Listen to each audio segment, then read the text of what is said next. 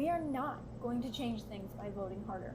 The painful truth is that a culture has been created that loathes everything libertarianism stands for, or is supposed to stand for. Republicans, Democrats, and the Libertarian Party aren't digging us out, people. We've got to dig ourselves out, and our children out.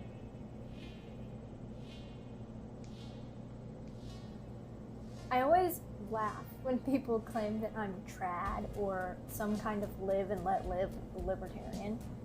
If you're here for fake traditionalism or limp noodle centrist takes, I am not the female content creator that you should be watching. And I say content creator with a grain of salt. I'm probably just going to piss you off.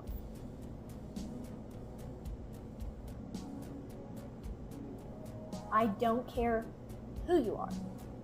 Never apologize to the mob. Never confess a sin in a religion that does not offer absolution. Trust me, I understand why people feel hopeless. I understand what it's like to scroll through social media or to speak to people in real life who don't seem to get it. You think, there's no other like-minded people out there. The world is crazy. There's nothing I can do about it. I'm telling you that isn't true. Since I started speaking out around 5 years ago, I've received thousands of messages and emails, and I'm just one person. There are people out there feeling exactly what you are.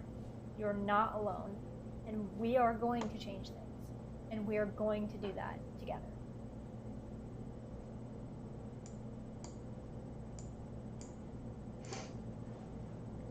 Hello everybody, what is up? Let me know if you can hear me. Happy Friday night.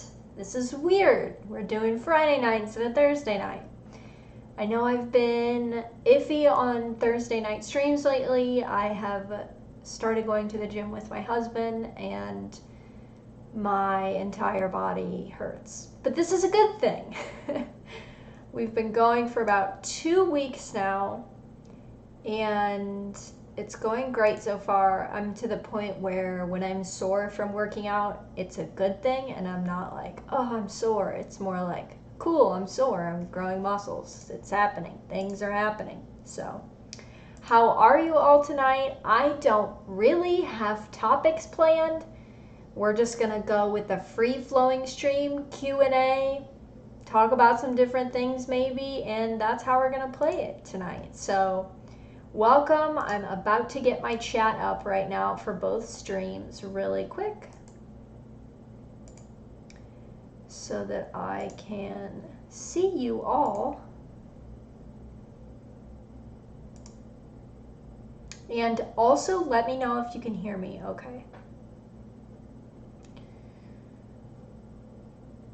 Everyone's giggles at that, but as people who regularly attend my streams know, sometimes we have boomer tech issues. So, all right, where is they've moved my chat bubble on me. Here we go.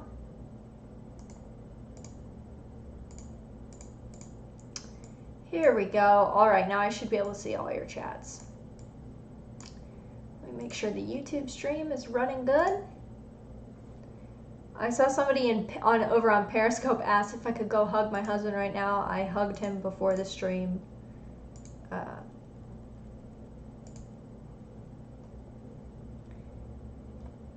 All right. What's up, everybody over on YouTube and Periscope? As always, for anybody chatting in Periscope, just know I see YouTube chats instantly. Periscope, sometimes it takes a few minutes for me to see those, so it's not that I'm not seeing your questions.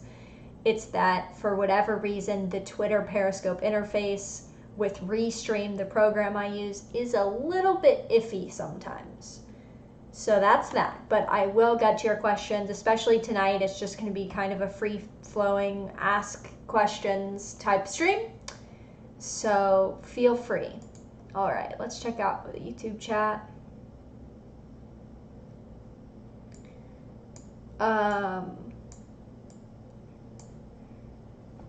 All right. I see Libertarian05. What's up? Neil's in the chat. Cass, Leo, Landfish in the YouTube chat. Yingli, I never say your name correctly. Hello to everybody over on Periscope too. I see you guys jumping in. If this is your first time, usually my streams are on Thursday nights. This week, I'm stupid and I didn't realize that Friday is 9/11, so here we are. I did not plan this, but all right. Libertarian05 said the NFL needs to apologize for bringing politics into the game. Okay, here's the issue. Well, maybe not obviously. If you don't follow me on Twitter, last night I posted a picture of myself in my Kansas City Chiefs jersey. I'm a Chiefs fan. That's right, Super Bowl champions. Thank you very much. Pat myself on the back. Here's the thing. If you want to boycott the NFL, more power to you. I don't care. I'm not one of those people that are like, it's stupid to boycott the NFL, blah, blah, blah. If you want to boycott the NFL, the NBA, whatever sport, the MLB's been doing BLM stuff too, you go right ahead. That's your prerogative. I, as many others, have been dealing with the said state of things in the United States. You all know what I'm talking about, what's been going on. And I'm not talking about cities burning down. I mean the global thing that's going on. You feel me? For 6 months. It was supposed to be 14 days to slow the spread. If I just want to sit down and watch a football game and mute the commercials and mute the national anthem and mute the other bullshit and then click sound when the football starts playing, I'm going to do it. If you don't want to do that, that's cool. Understandable, completely understand your decision. But I'm watching football. I'm sorry, I'm watching football. If you don't want to watch football, that's fine. Politics has not suddenly come into the NFL in 2020. Politics has always been in football. The NFL has made and allied themselves with armed services and do flyovers, being all patriotic and making it about patriotism. Politics has been involved in the NFL for decades. So, is it annoying? Of course it is. Is it BS? Of course it is. Is it hilarious that some Chiefs fans booed? Yes, it is. But if you're gonna demonstrate, you have to be prepared for fans to demonstrate back. What I think is funny about this whole thing, particularly with the Chiefs booing thing, and my husband and I just talked about this over dinner, is normies, and I hate that term, it's so corrupted, but normal people that aren't invested, soaked constantly in politics on Twitter, they just go about their daily lives. They just want to watch football.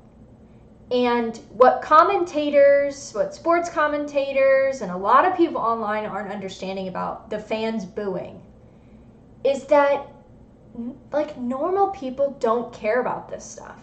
And not only, I don't know if I should say they don't care, they're just tired. People are tired of it. People are tired of being told that they need to care about equality. And they're tired of being told racism is bad and all of this. It's like normal people realize, even at this point, that everything that's happening is virtue signaling. You have a bunch of people who are more privileged currently in their situations than most of us will be in our lifetimes, telling us that we need to make change in our communities. Now, I will say there was a segment last night on the game that I did notice emphasized community service and what these players are doing in their own communities. I think that's fantastic. I think that should be the focus, rather than making it about we all need to do this, we all blah, blah, blah, blah, blah, all that. I think it's great when players focus on that in their free time. They have all this money, they go in, invest in their communities.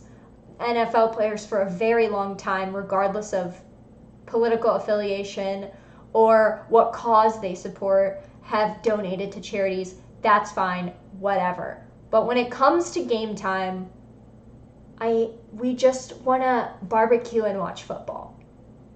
That's all. It was to the point where even during halftime, and I knew they would do something during halftime because that's, it's the best time to do it aside from the beginning of the game.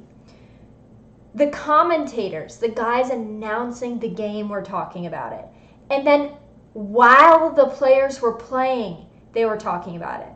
Now, for anybody that's jumping in, I know somebody's going to be like, well, why are you watching then if you care so much? I just muted my TV and went and got a fucking snack, okay? And then I came back and I watched the Chiefs destroy the fucking Texans, okay? That's not the point here. My point is, when normal people see that kind of stuff, even normal people just kind of cringe. And it doesn't feel genuine. It really doesn't. And that's really all I'm going to say about it. It's not really a rant. I just think it's a very good example, especially with the fans booing, of normal people who aren't even entrenched in politics, who genuinely just don't care. They just want to go about their lives, getting fed up with this stuff. And it's only going to get worse from here, and I don't really understand what the NFL is doing. But the NFL did bring this upon themselves. They have always involved politics as far as when I've been alive. I should say that. There's always been politics in the NFL. Every time I go to a game, they do a patriotic flyover, and they bring the soldiers out, and we all stand up and salute, and it's always been political. And that's what's funny to me with some conservatives. I'm not saying all of them because I think a lot of them are, pretty good on this. But it's funny to see conservatives just now being like, hey, I don't want sports and I don't want politics in my sports. It's like, you were fine with the patriotic flyovers and them marching out military people onto the field to celebrate their service. That's politics. But you're not okay with this. I don't want either of those to be. I'm just there to watch football. The only reason that the NFL invested in the military stuff is because it rakes in a lot of money for them. Right now, I think what's going on with the political stuff in the NFL is, I think, like every major corporation, they're just trying to fall in line. I don't think it's going to help them with revenue, but it's more of a social pressure thing, I think. It's kind of like when everybody was putting those black squares on their social media feeds. I don't know if y'all remember that when all this started happening. All of the peaceful protests started happening. And everyone was like, you're just putting a black square on your profile. Like, what is that really doing? But everybody was doing it. It was a peer pressure, social pressure thing. I think that's how it is with these corporations. I guarantee you, probably most of these corporations don't give a shit. That doesn't make it any less annoying to see it all the time, but it's just an interesting thing to note. And I think it's something we all who are tuned in to politics and have our thumb on the pulse of it understand. But normal people, everyday people, I don't think quite get that.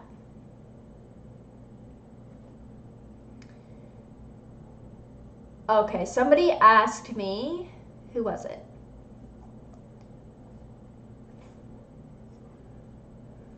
Somebody asked something about the,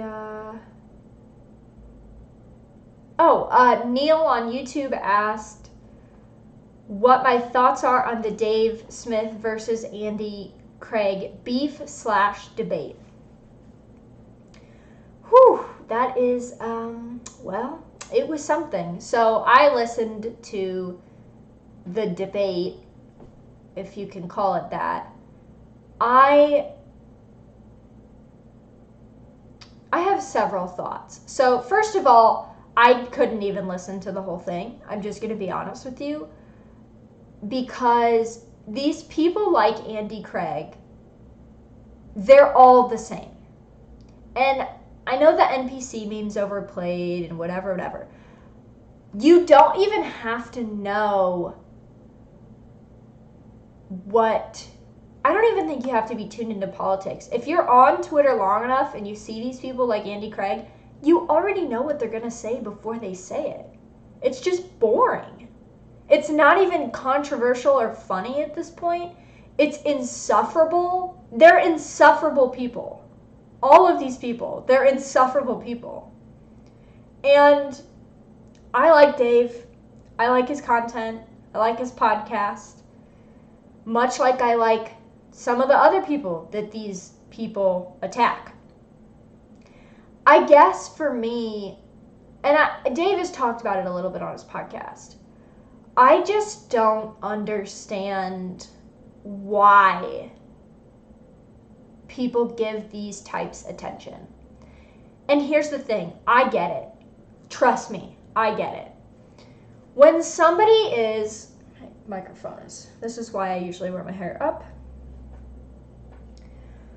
When someone is constantly coming at you on Twitter, going around Facebook, essentially slandering you about things that you've said, lying on your name, it's not only frustrating, it's disgusting. So I completely get why people like Eric July have done streams talking to these losers. Dave wants to debate them. Dave wants to have them on his podcast. I get why. But it's just frustrating. Because on one hand, I think these types need to be put in their fucking place. But on the other hand, they're not going to change. Dave, Eric, Tom Woods, whoever these people are attacking, you could talk to them until they are blue in the face. They will not change their mind about you. If someone is willing to lie on your name like that, to just flat out lie about things you said, lie about your positions, and then spread that around to other people, they are not worth your time. I am blocked by so many people on Twitter, and I get sent screenshots all the time of the people that have me blocked still lying on my name, talking about me, lying about my positions. Somebody sent me a screenshot the other day. Somebody was saying that I support racial segregation and that I'm a race realist and a transphobe and whatever.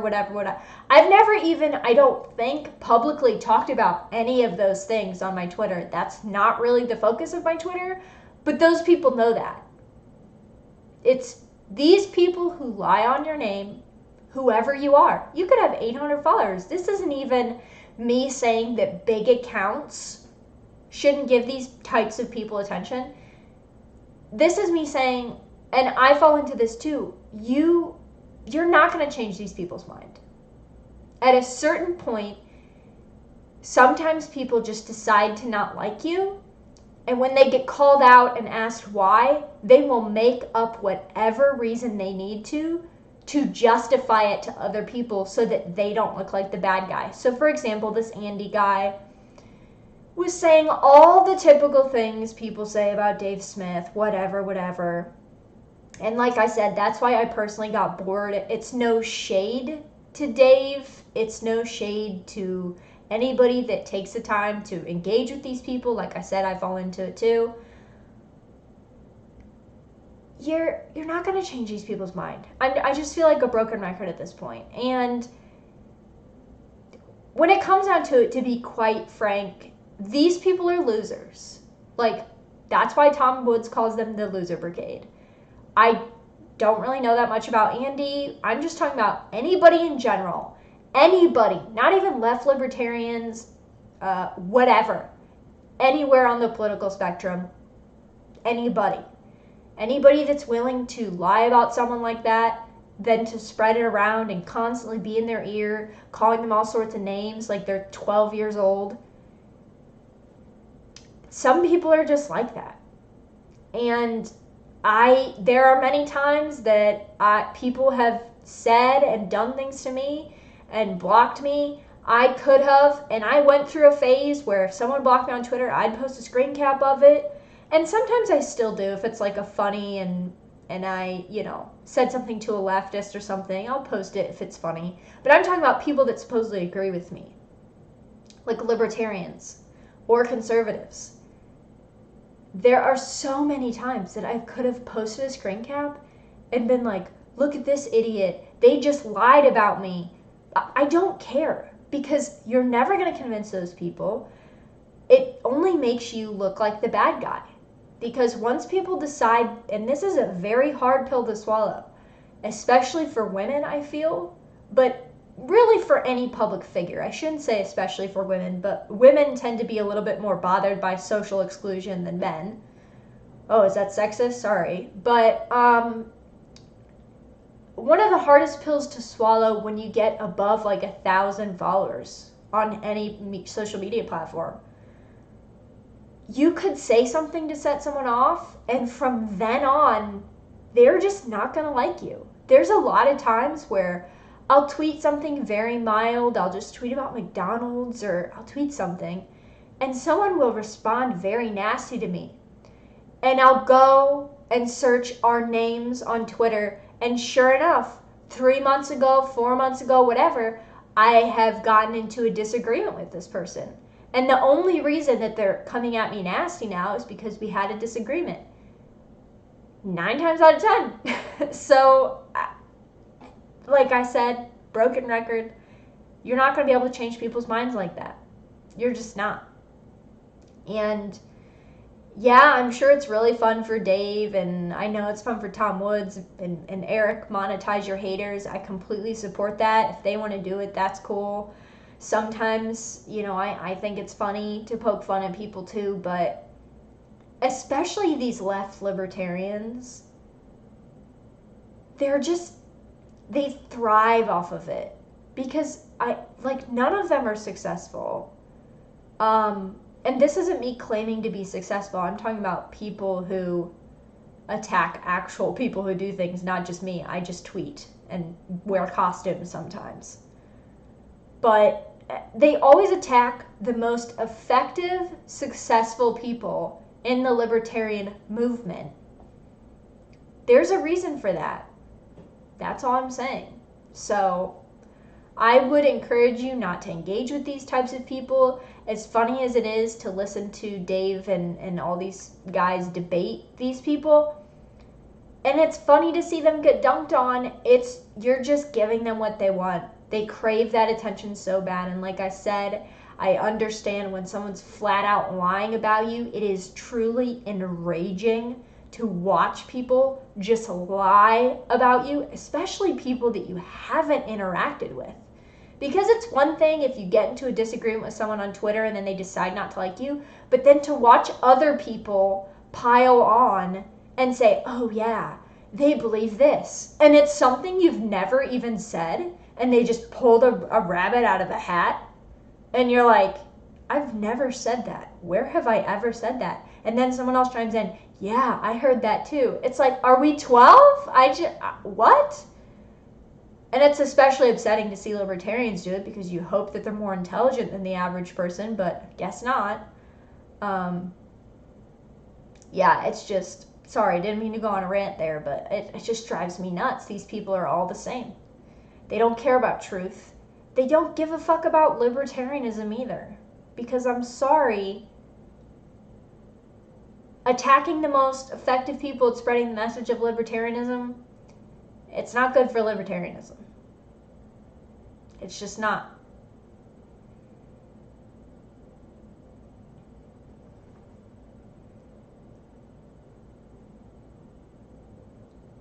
Someone said, it's called squares of color, you racist. Yeah, sorry. So, you guys have any more questions, anything that's going on, I'm here. I'm probably going to stream till about 8:30 Central Time tonight. It's almost 8 Central Time, so about half an hour more on here. We'll just chill, ask questions, talk about whatever we want. Now that we got the 2 big topics out of the way. It's like there was this dude earlier this week, for those of you who didn't see, I know these guys who run Hoppian.org. It's just a website dedicated to the ideas of Hans Hermann Hoppe. They write articles. Some dude who is vaguely associated with the Libertarian Mises Caucus of the Libertarian, or the Mises Caucus of the Libertarian Party. He had co-founder of it in his bio, just started attacking them. And I saw it, and I enjoy some of the articles on the Hoppian.org, so I jumped in and said, oh, actually, I don't know what your issue is. That some of these articles are pretty good, you know. They're a small website right now, but they're trying to grow. Everybody starts somewhere. And he just kept snapping back at me and getting nastier and nastier and nastier. And then eventually he was just like, what did he say? He said something like, first of all, he thought I was an anime profile picture, which is always hilarious. So I think he thought I was a dude, but then I think at some point he realized I was a girl. I don't know, but he said, and keep in mind, this is all just because I just said I enjoy some articles on that site, and everybody starts somewhere. We really shouldn't talk down on people, you know. We need new people in the movement too. And this guy was like, yeah, well, I bet you didn't have a dad, and if you did, he wishes he would have left. And like, okay, stuff like that doesn't really offend me because it's funny.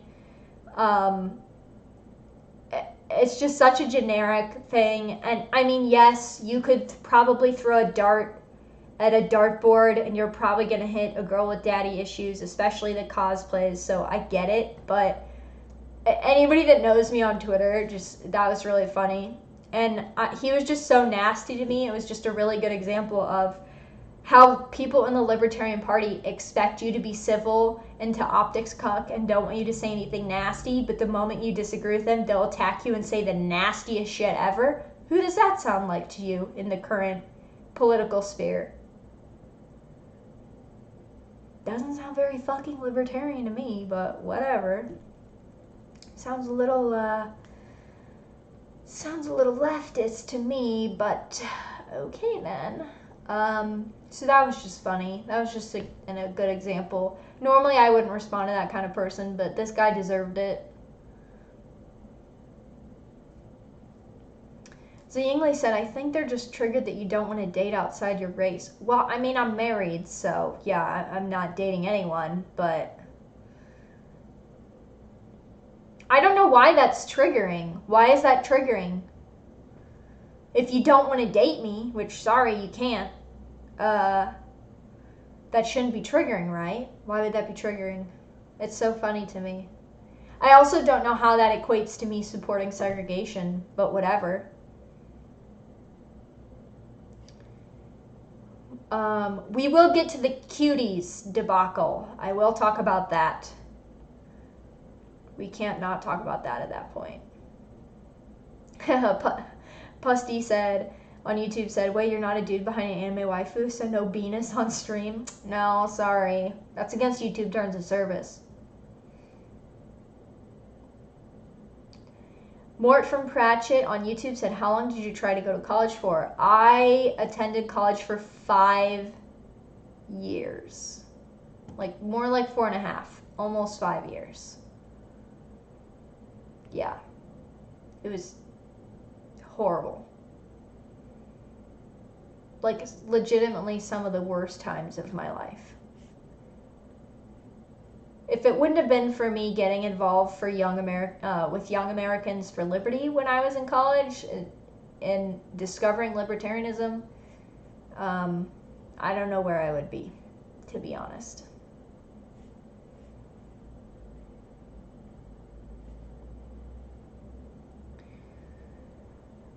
Pusty on YouTube, do you believe we will witness a civil war within our lifetime? And do you believe that secession and breaking the U.S. up is a viable option? On the Civil War thing, I don't think in my lifetime, to be completely honest with you. Maybe my kids, probably not in my lifetime. I do think it's a possibility. And do I believe that secession and breaking up the U.S. is a viable option? Not only do I think that secession and breaking up the U.S. is a viable option, I think it is the only option, and that decentralization and secession are the number one best chance that we have. So yes, I think it's a viable option. I mean, ideally secession all the way down to the individual, but we can work on that.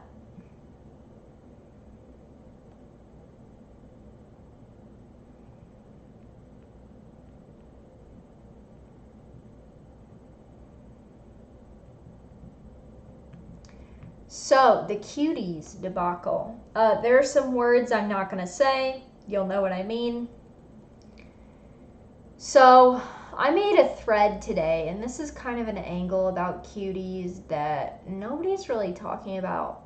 It's been very strange to me with the whole cuties debacle to see people who said that anybody who thought child victimization is happening,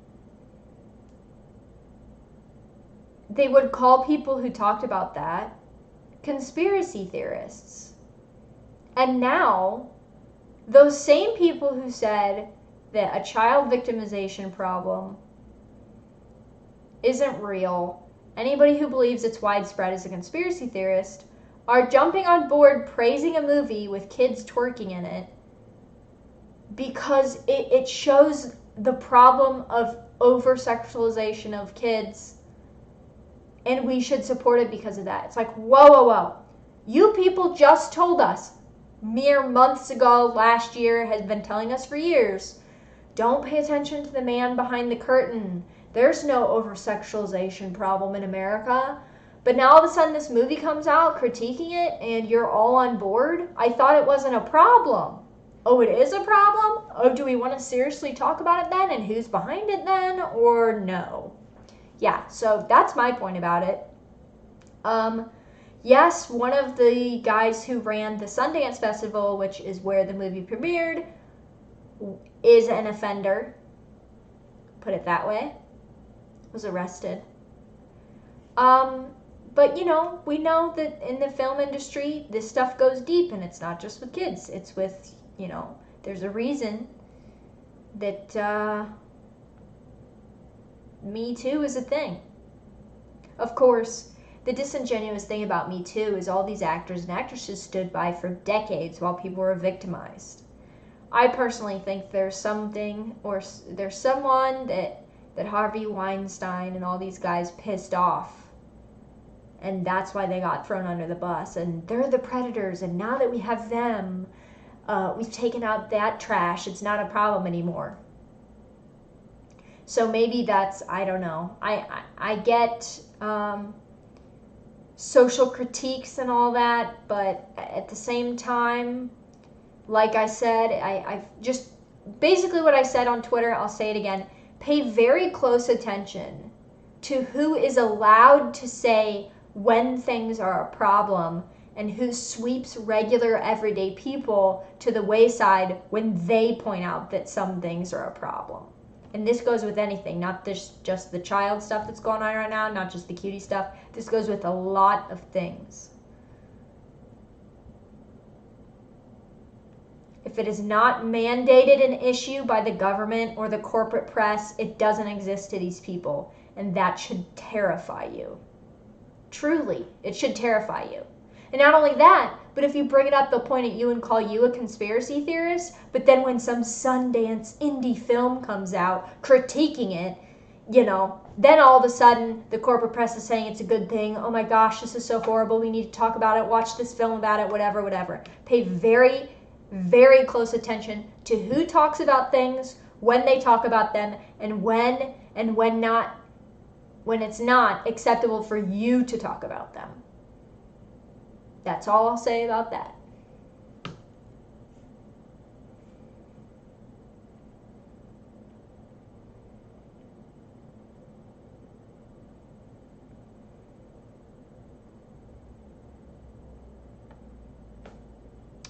That is all I'll say about that.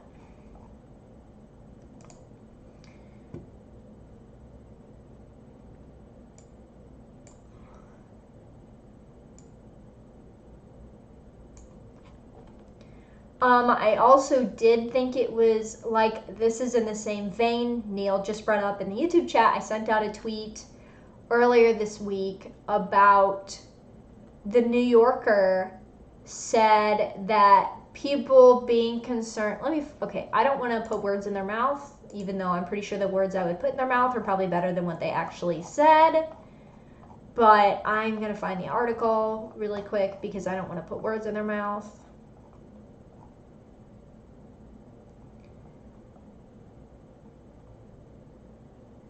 Here we go. The New Yorker put out a tweet. NewYorker.com, Cuties, the extraordinary Netflix debut that became the target of a right-wing campaign.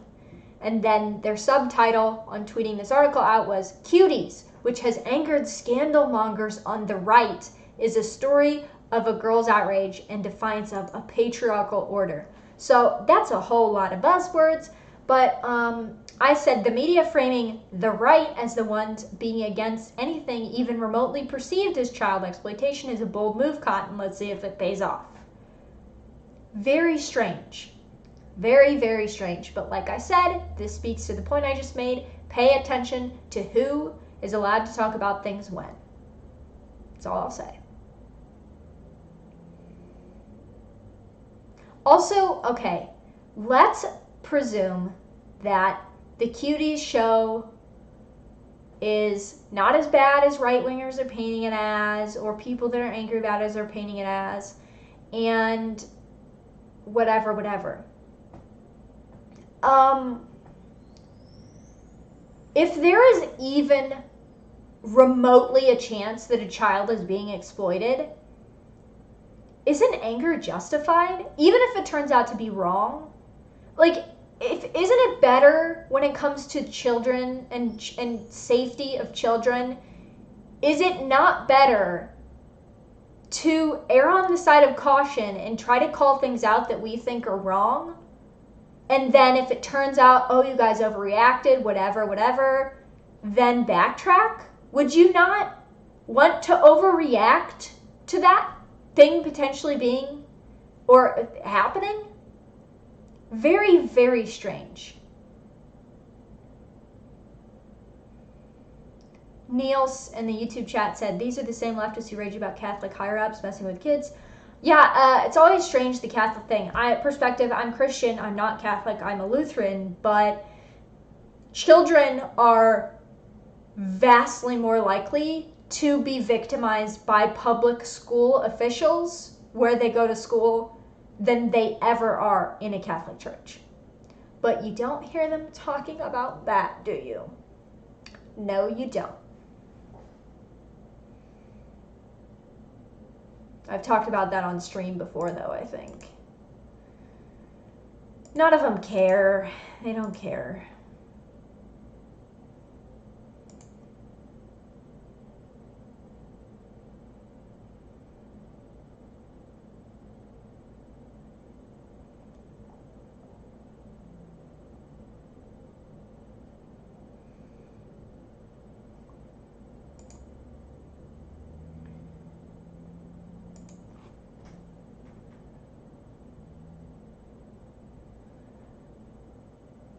Yingli in the YouTube chat said, Neil, I don't think a hashtag MeToo and Children Too can coexist because the latter would have to recognize women as abusers. Ooh, hit the nail on the head there, didn't ya? Yep.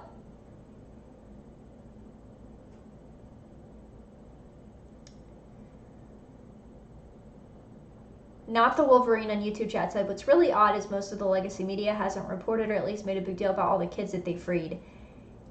Yes, I have seen those stories, and it's not surprising that they don't report this stuff. They don't care. And honestly, I don't even think it's that Trump is in office. They just don't care. It's just, and you know, most people don't. It's not even like a leftist thing. Like, most people don't care.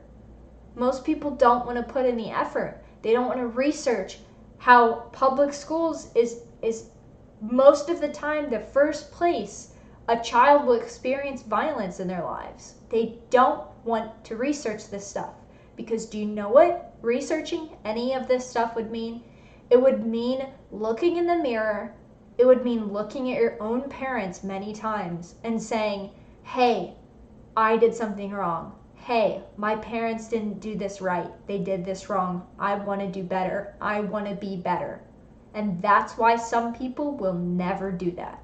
They will never question anything. Because to question things sometimes means bettering yourself and holding up a mirror to people around you. And sometimes the people around you realize they don't measure up. And that makes them feel bad, and the cycle continues. And that's what this all comes down to.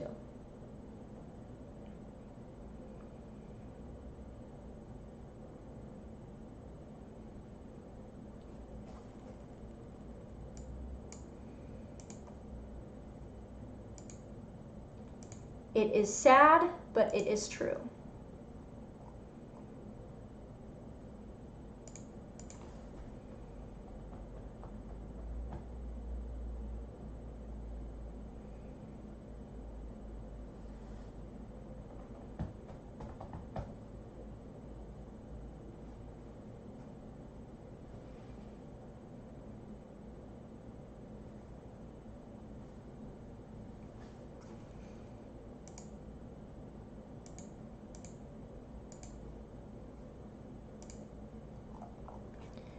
Kibbles016 on YouTube, which Senate are you in? Not ELCA. That's all I'll say. Not the crazy one.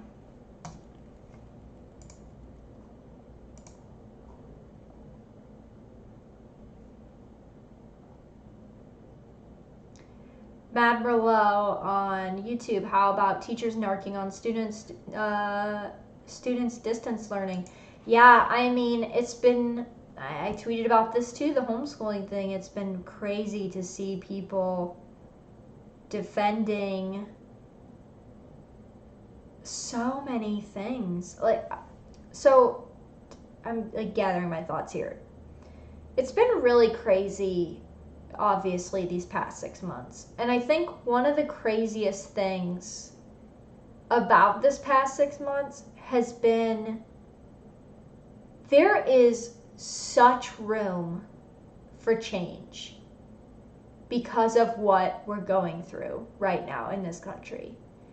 And instead of embracing change and trying to find new, innovative alternatives, some people, particularly in government positions, are dragging their feet as much as they can. And I honestly think it is because people are realizing, and I mean normal people. I talked about this a few months ago. I went to a birthday party and I was standing around the circles of girls. I couldn't relate to it all. I didn't know anybody at this party aside from the person's birthday that was being celebrated, and they were nurses and waitresses and office workers, and they all thought mask mandates were bullshit. And I know they're all leftists. I've heard them complain about other things throughout the night, but they all agreed on that.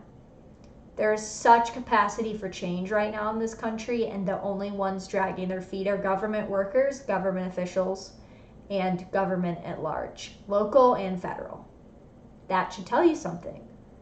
They are scared shitless because people are realizing as they watch their businesses burn down and the police do nothing that they're going to eventually have to take things into their own hands. I don't necessarily mean in a violent way. I mean in a protective way. I mean on a societal level, people are eventually going to have to take care of themselves and create communities of like-minded individuals to take care of themselves.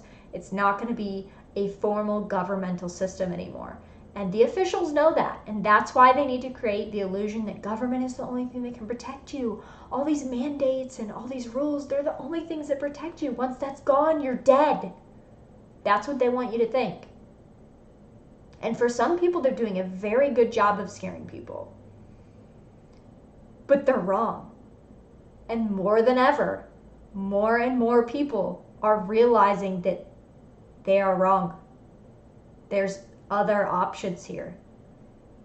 It's very easy, especially as a libertarian, to get black-pilled, to become nihilistic, to be genuinely concerned that people are going to call for more and more authoritarianism. It's 9/11. We know what happens when tragedy happens in this country.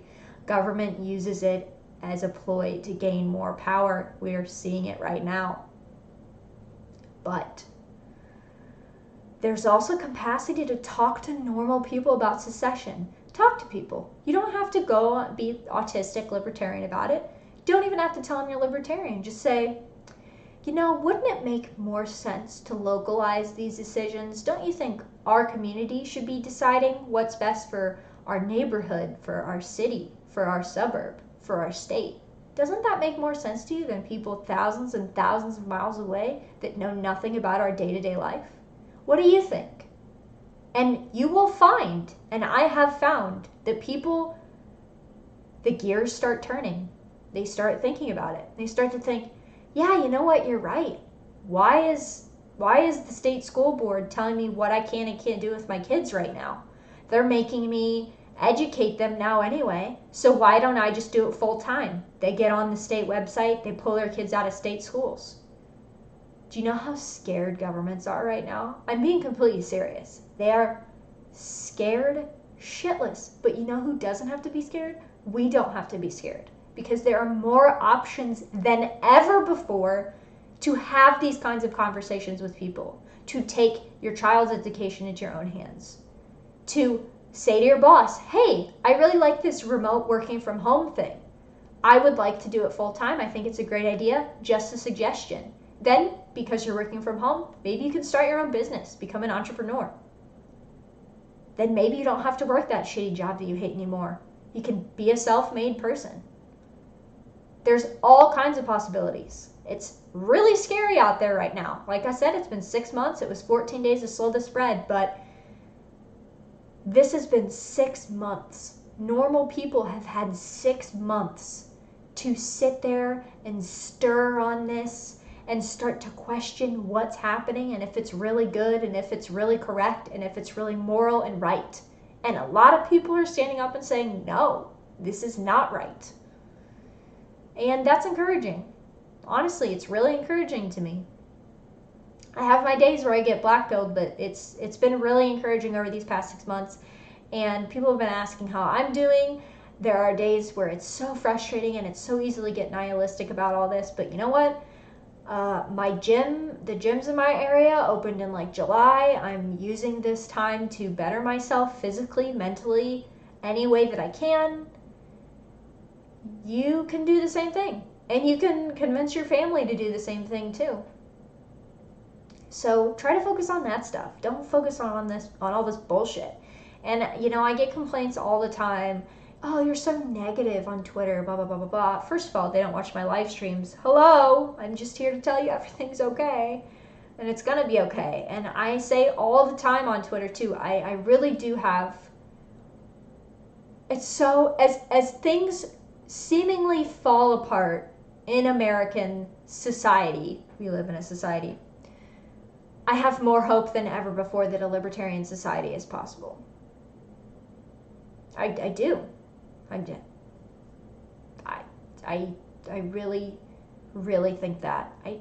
I'm not letting hope cloud my observation of things, but I do think there is possibility for real change. It might not be monumental, it's not going to be overnight, but it can happen. And I think it is happening. Websites are crashing because parents are trying to pull their kids out from public schools right now. The websites are crashing. The government websites are crashing because so many parents are just saying, you know what? You just got laid off. I've been the only one working this whole time anyway. Why don't we just try to do this? Why don't we just try to educate our own kids? Why don't we just try to have you stay home and take care of the kids? Change is coming.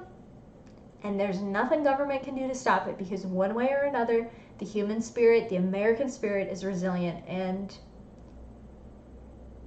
we're coming. Things are changing. I really think they are. I feel like I'm just repeating myself at this point. You guys get the point. You guys get the point. So we have like 10 more minutes here. If anybody has any other questions, Happy to answer them. Learn how. Have you seen the Dune trailer? I have. You must not follow me on Twitter. Yeah, was it my Hope Clouds observation thing? You knew that's a Dune reference. You knew. Yes, I've seen the Dune trailer. I thought the Pink Floyd touch was very, very cool. I believe Pink Floyd was supposed to be used in a previous Dune movie, but something happened where they couldn't. So for the new creators to slide that Pink Floyd reference across the table was pretty cool. I don't know. I'm actually rereading. I read Dune for the first time last year. I've only read the first novel. I loved it. I love sci-fi and all that. I thought it was very cool. It's like nothing I've ever read before, honestly. And I'm rereading it right now. I actually got the audiobook on Audible, and I'm reading as I listen to the audiobook because it's got different voices and stuff. It's pretty cool. The trailer looks decent. I'm not getting my hopes up. Like I said on Twitter, there's just some books that just shouldn't be transcribed into film or put to film. And I know there's another Dune movie and there's a Dune miniseries somebody just told me about on Twitter the other day, but I'm not getting my hopes up. I don't even know if I'll go see it. I'll probably just wait till it comes to the Dollar Theater, if the Dollar Theater exists after this is all over, by my house. Because it's just, I'm just not getting my hopes up. We'll just put it that way.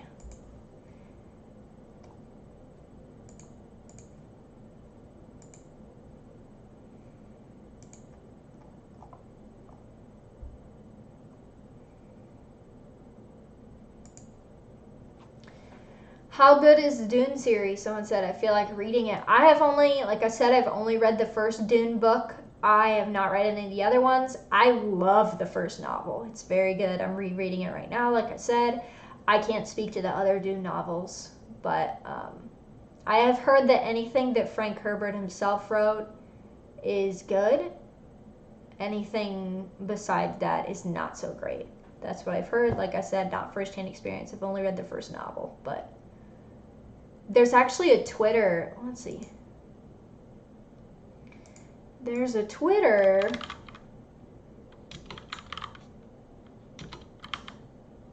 There's a Twitter that I follow called Dune Quote Bot, and it's really good. They just post quotes from Dune all the time. They have like 20,000 followers. I follow them. Some of the quotes you're just like, damn, that's very relevant.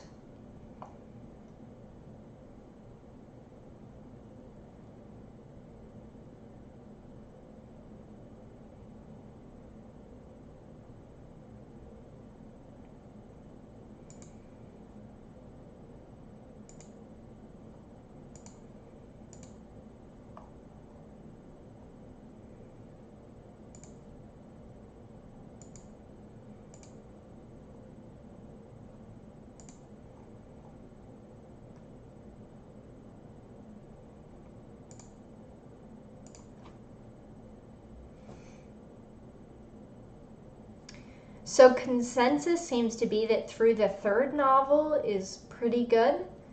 Like I said, I haven't read it. I think I'm going to get the collection. I found a collection of the Dune novels on Amazon that I kind of want.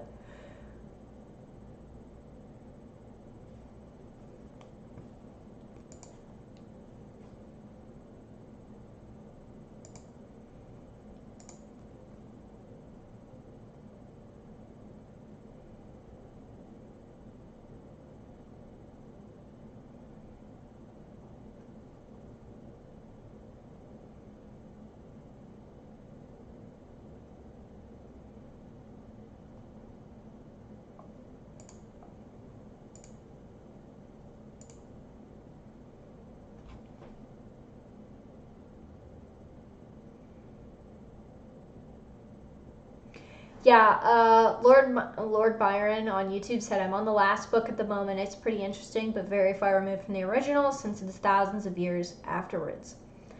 Yeah, that's one thing that I like about Dune, and I appreciate anyone who does this. The world building in the novel is just insane. Like, just, I mean, there's nothing, I can't even expand on that. It's so good. So it doesn't surprise me that the other books are set thousands of years afterwards. There's just such, it's just such an expansive universe that is set up, and world that is set up, that it, though I was laughing, oh, I don't know if I should say that. That's kind of a trailer spoiler. Spoiler alert, there are sandworms that are going to be in the Dune movie. And I just kept laughing because the sandworms are huge. And I just kept thinking, oh my god, it's like it's another Tremors movie.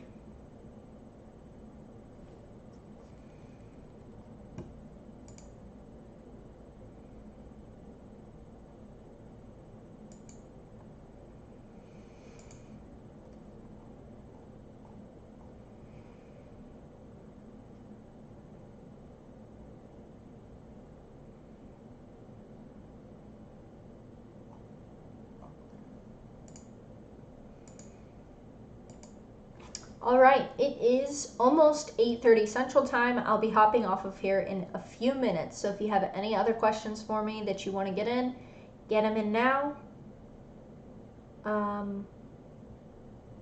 Yeah.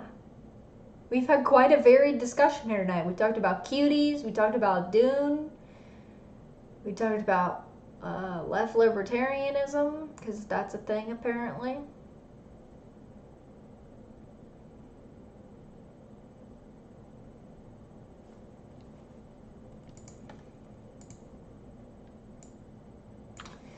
Lord Myron asked a really good question. How can a libertarian society help the people who are scared and want to be taken care of? Many people don't feel confident in providing them for themselves, etc.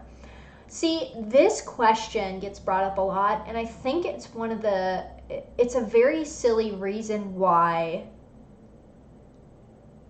I hate, especially left libertarians, they dunk on churches and things so much, because before there were these expansive government programs, it was churches and local communities that banded together to help people that were in trouble. And even when government can help, I think now more than ever, I've been seeing so many GoFundMes and different fundraising options for people who are struggling. My local area just did a giant food fundraiser drive for people in need, because more people now than ever, unfortunately, because of the 6-month lockdown, are having to depend on other people instead of being able to go to their job because the business they worked at closed down. And people are stepping up. So I don't really think it's a question of how, it's just something that people do. And I don't like this notion, and I think especially in America, there's this notion that everyone is selfish, and like, is everyone gonna help? No. But personal story, my dad had cancer when I was in 4th grade. He was diagnosed with stage 4 cancer, and he had a 20% chance to live. And my dad worked 2 jobs at that point to put my brother and I through private Christian school. My mom ran a daycare out of our house, but she wasn't the primary income, and now my dad was terminally ill. And people raised our church, and I grew up going to car shows with my grandparents' friends and my parents' friends. Our car club that we were in, our church, raised thousands and thousands of dollars to get my dad through treatments, to help my mom. Ladies at church during that time would bring food, dinners, homemade, to our house multiple times a week to take care of us, to make sure we were okay, to make sure my mom didn't need anything. You know, we couldn't afford a home nurse for my dad. He had a feeding tube, like my mom did that. Like, it was not a good time, but we had such a strong local community at the time, especially within our church and family, friends, and people really stepped up to help us out. And my dad's fine. He walked me down the aisle last year for my wedding, thank God. But literally, thank God. But yeah, it's, like Neil pointed out, in the absence of a state, people are able to keep their wealth and invest in their communities and give to the charities that they want to give to and not have things taken by force, and have more money to help people out if they want to help people out, and it's not being confiscated and then redistributed through government programs. So I think there's a lot of potential for it. It's one of the most common questions that gets asked, so very good question. But yeah, I mean, from my personal experience, even without government help, humans just have this overwhelming capacity to help other people when they can see they desperately need it. And it doesn't have to be by force. You don't need to hold a gun to someone's head to say, hey, your neighbor's got cancer, their kids don't have food tonight.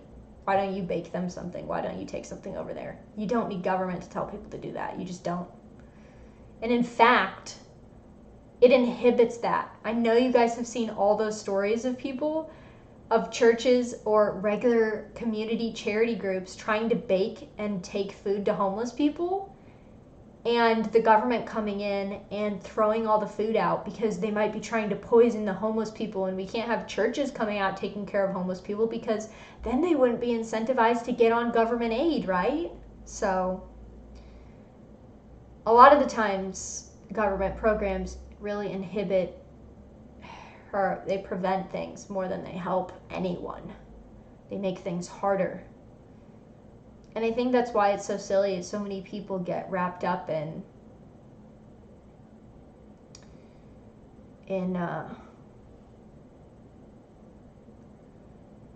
the fact that, if we didn't have government, no one would do this. It's kind of like the who would build the roads thing. It's like, no, there would be roads. Much to my dismay, of course.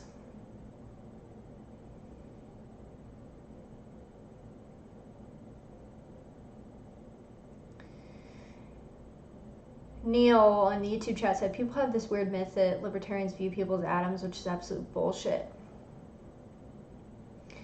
Neil also said, after all, Ludwig von Mises originally titled his Human Action book as Social Cooperation. Yeah, there's such a myth, and maybe I'll do a video on this, but you guys know I never do videos on these things. There's a myth that all collectivism is bad, only the individual is good, and I think that is why people assume no one would help each other, or that libertarians are selfish and don't support helping other people. There are good collectives.